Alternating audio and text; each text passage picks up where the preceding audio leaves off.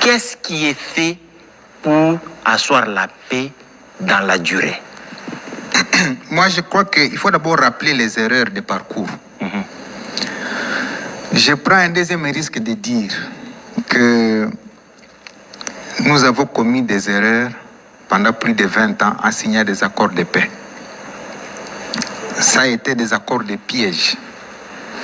Quand vous analysez, j'ai fait ma thèse sur la conflictualité de la région des Grands Lacs.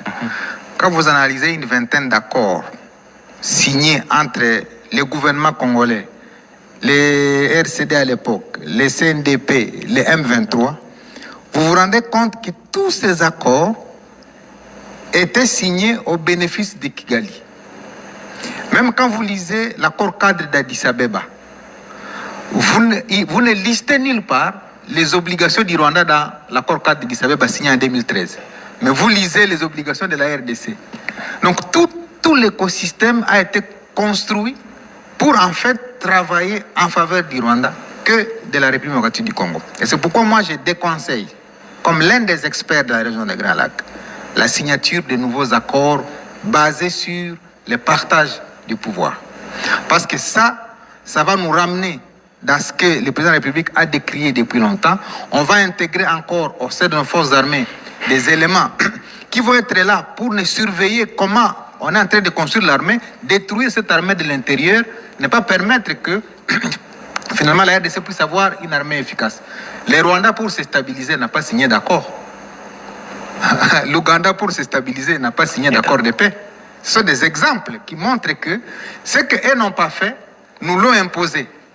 Et nous, naïvement, nous sommes allés dans la signature de plusieurs accords.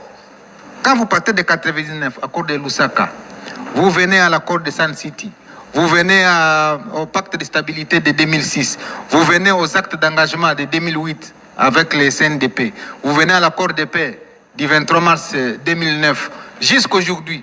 Lorsque vous lisez tous ces accords, ici je prends le ministre Raymond Tshimanda témoin, qui était ministre des Affaires étrangères, qui a paraphé l'accord avec le M23, s'il peut relire cet accord aujourd'hui et se mettre en tête que c'était un travail fait pour la République, je crois que non. Et donc, pour moi, ces accords de piège-là nous ont servi de leçon. Et c'est la raison pour laquelle vous voyez le président en train de dire qu'il ne sera pas question d'intégrer les éléments du M23 automatiquement dans les forces armées. Si vous voyez pendant 20 ans, c'est peut-être des révélations que je peux donner, dans les régions militaires, comment l'ancien régime avait déployé les commandants des régions militaires et surtout ceux chargés des renseignements et des opérations. Je ne vais pas ici tomber dans les pièges de la stigmatisation, mais je voudrais vous dire qu'il y avait toute une machine qui était orchestrée pour placer effectivement des personnes au service de Kigali à l'intérieur de notre système de défense et de sécurité et l'empêcher à décoller. Et c'est ce que le président de la République a vu. Et les perspectives qui se dessinent, c'est quoi? C'est que comme tous les pays du monde ne signent pas des accords pour construire le système de défense, la RDC est en train de construire son système de défense. Pour moi, tout passe par là. Aujourd'hui, les Rwandais, on lui dit, mais dialoguer avec les FDLR. Il dit niet, parce qu'il a une capacité de défense. Aujourd'hui, il y a les ZDF qui sont dans la partie nord à Beni. Maintenant, ils ont traversé vers l'Ituri. On demande à l'Ouganda de négocier avec vos ADF. Ils disent non parce qu'ils ont la capacité militaire de résister à toute incursion et des ADF et des FDLR pour l'un ou l'autre. Et donc, pour moi, parallélisme, et c'est la raison pour laquelle je soutiens que cette capacité-là soit faite en dehors des caméras. C'est-à-dire, je ne suis pas d'accord quand on dit on est à Kitona, voici 10 000 hommes qu'on est en train de former. Je ne suis pas d'accord avec cette publicité-là. On ne peut pas faire une publicité sur l'organisation de sa capacité militaire. On ne peut pas faire une publicité sur les approvisionnements qu'on est en train de faire en termes d'outils, de haute technologie. Ça doit être des secrets de défense, comme on le dit, pour que le jour, parce que la guerre pour moi va finir le jour où Kigali saura qu'à la minute, nous pouvons atteindre Kigali. C'est le jour où il n'y aura plus de guerre à l'Est. Tant qu'il saura que lui peut venir en RDC, s'amuser à l'Est, aller à Bukavu, il n'y a pas une possibilité, la guerre viendra toujours. Mais le jour où il saura que la RDC a construit une capacité qui peut lui permettre d'atteindre Kigali dans les 24 heures, d'atteindre Kampala dans les 48 heures, d'atteindre Dar es Salaam dans les 72 heures, c'est ce jour où la guerre n'aura plus lieu.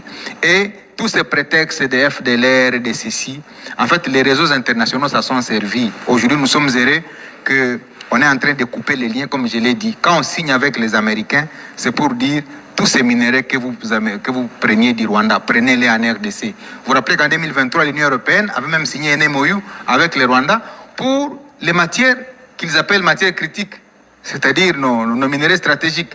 Comment vous êtes une Union européenne? Vous savez que le Rwanda n'a aucun gisement, mais vous signez avec lui un MOU pour qu'il vous fournisse les minéraux qu'il n'a pas. C'est comme pour dire, nous, l'Europe, nous encourageons cette économie de prédation à l'est de la RDC.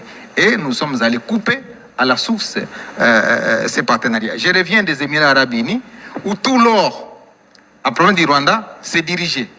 Tout l'or s'est dirigé vers les Émirats arabes unis, vers la partie asiatique.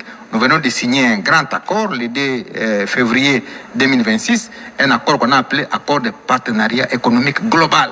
C'est-à-dire nous avons listé 6000 produits désormais que nous allons échanger avec les Émirats arabes unis pour dire pourquoi vous négociez avec les commissionnaires alors que nous, les propriétaires, nous sommes là. Et donc, la RDC de Félix Tshisekedi s'est ouverte à l'ensemble du monde pour, en fait, trouer les boucliers. Le Rwanda se servait d'un bouclier. Je prends l'image du parapluie qui les protégeait. Et nous, on est en train de trouer le parapluie. Maintenant, il est en train de pleuvoir sur Kigali. Et ce sont les larmes aujourd'hui qui coulent à Kigali lorsqu'ils trouvent que la RDC a recouvré sa souveraineté économique pour, en fait, négocier avec tous les grands du monde et permettre que la prédation cesse. Et je crois que ces perspectives-là sont meilleures et c'est la raison pour laquelle nous soutenons la position du président de dire attention, ne faisons pas de dialogue pour le dialogue, ne faisons pas de partage de pouvoir pour encore réinfiltrer notre système est à la fois administratif, politique et sécuritaire, mais faisons un dialogue pour dire il y a des problèmes qui peuvent se poser au niveau de la RDC autour desquels nous pouvons échanger, mais pas pour servir des béquilles au gouvernement de Kigali comme ça a été le cas pendant plus de 30 ans.